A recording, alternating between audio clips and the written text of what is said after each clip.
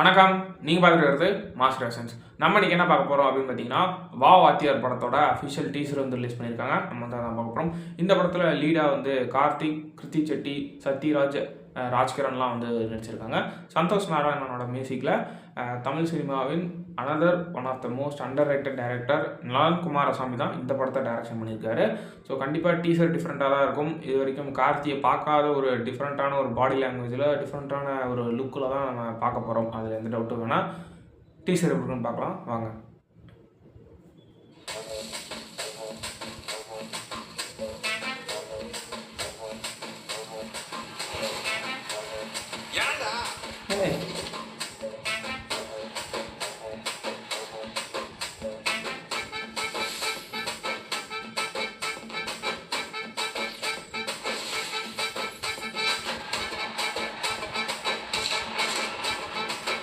Anandraj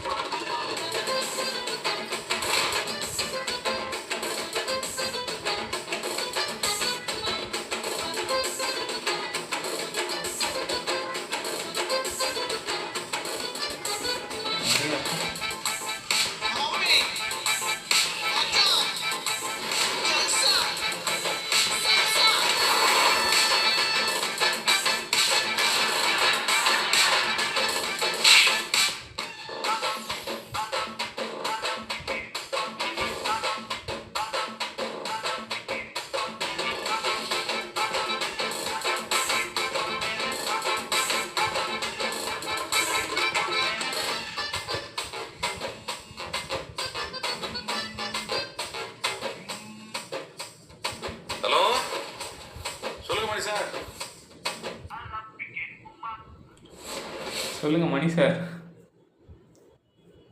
S, teaser முடிஞ்சிருச்சு. இப்படி ஒரு டீசர் கட்டாக யாரால் தர முடியும்? அதெல்லாம் நலன் குமாரசாமியால் மட்டும்தான் வந்து தர முடியும். ஸோ ரொம்ப டிஃப்ரெண்ட்டாக இருந்துச்சு பார்க்குறதுக்கே. ஒன்றுமே இல்லை, பெருசாக இல்லை. சும்மா வராரு, இறங்குறாரு, ஆடுறாரு, மணி சார் கூப்பிட்டாரு அப்படின்னு சொல்லிட்டு வந்து போயிடுறாரு.